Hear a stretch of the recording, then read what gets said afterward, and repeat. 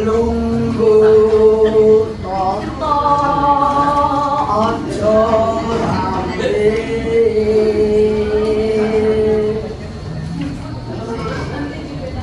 kisah Nabi kali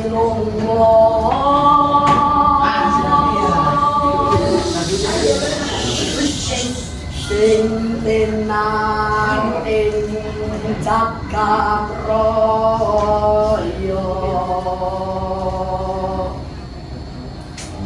mugi saged dipun emut kagem kita lan sedaya.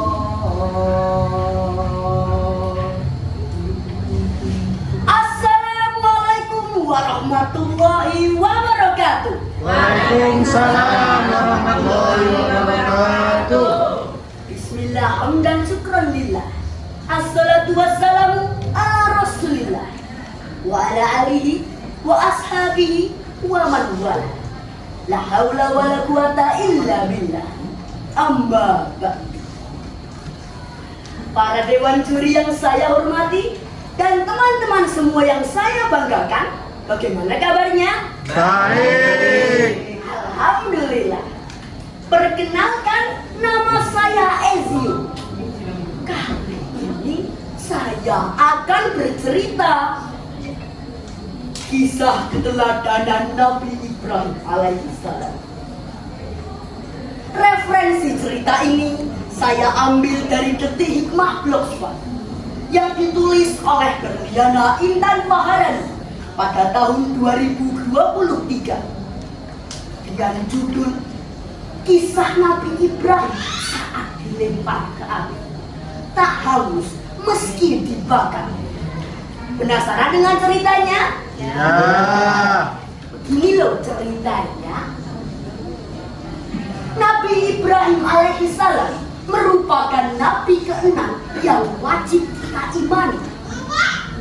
Beliau memiliki tugas untuk menghilangkan kesesatan, kebatilan, dan menanam ajaran tauhid dengan beriman kepada Allah. Dakwah pertamanya ia tujukan kepada ayah kandungnya sendiri, Azar.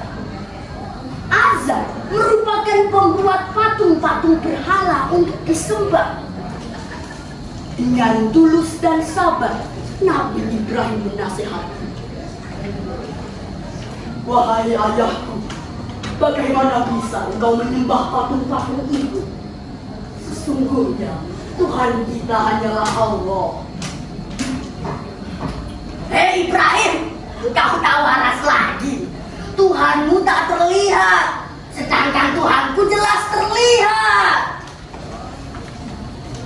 Nabi Ibrahim juga berdakwah kepada Raja Namrud karena ia menyekutukan Allah. Raja Namrud mengaku sebagai Tuhan dan terus-menerus menyuruh untuk membuat patung berhala. Sejak remaja, Nabi Ibrahim telah diberi kecerdasan oleh Allah. Akal pikiran yang luar biasa, sebagaimana pertentangannya dengan Raja Namrud. "Wahai Raja Namrud, bagaimana bisa engkau menyembah matahari, sedang saat malam ia hilang? Bagaimana Tuhanmu dapat menjaga gaungnya setiap saat?"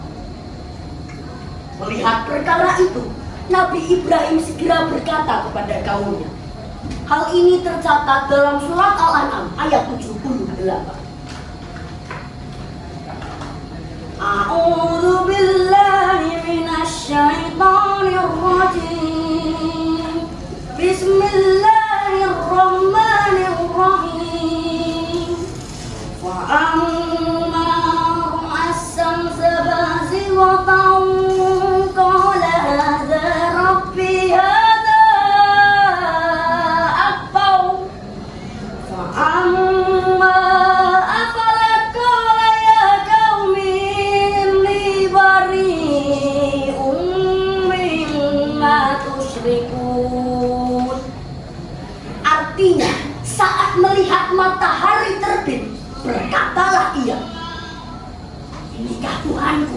ini lebih besar. Namun saat melihat matahari terbenam, berkata pula, wahai kaumku, sesungguhnya aku telah mengucikan diri dari apa yang engkau sekutukan. Surat Al-An'am ayat 78.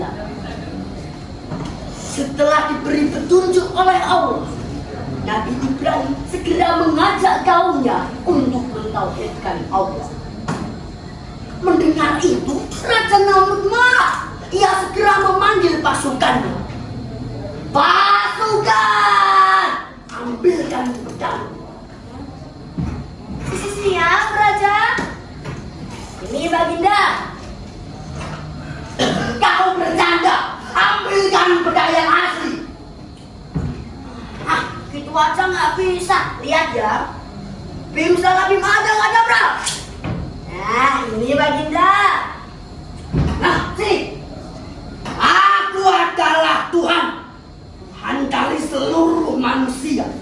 Aku bisa mematikan kapan saja dan kapan pun aku mau. Wahai Raja Namrud, sesungguhnya yang dapat mematikan dan menghidupkan hanyalah Allah. Sebagaimana Allah mampu menerbitkan matahari dari sebelah timur. Raja Namrud terdiam, tak mampu menandinginya. Keesokan harinya, saat Raja Namrud dan para kaumnya berpesta, Nabi Ibrahim segera menghancurkan berhala milik Raja Namrud. Saat Raja Namrud mengetahui bahwa patung-patungnya telah hancur, dengan rasa murka dan marah, ia berteriak, Siapa yang berani-beraninya menghancurkan Tuhan-Tuhanku dan patung-patung ini?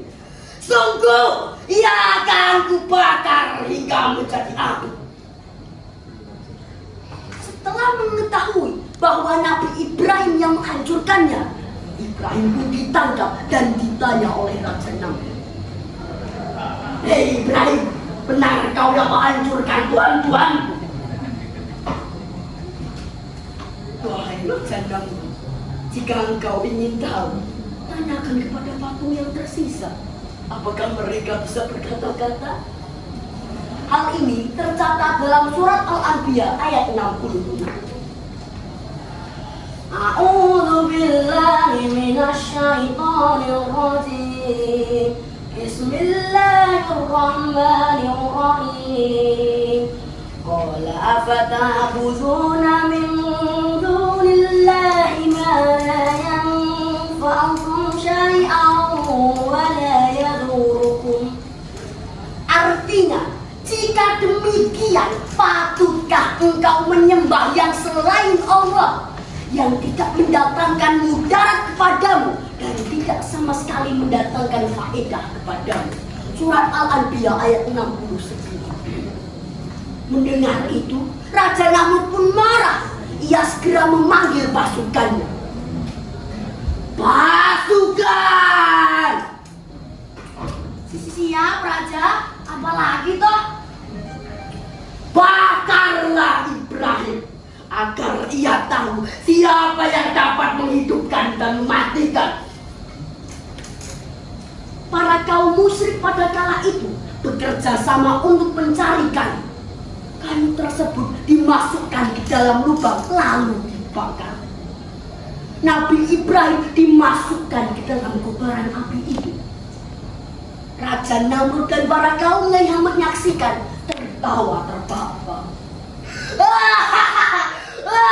Matilah kau Ibrahim. Api berkobar sangat besar. Namun ternyata mereka salah. Allah berfirman dalam surat Al-Anbiya ayat 69. A'udzu billahi minasy syaithanir rajim. Bismillahirrahmanirrahim. Qulna ya naru kuni bardhan wa salaman ala Ibrahim.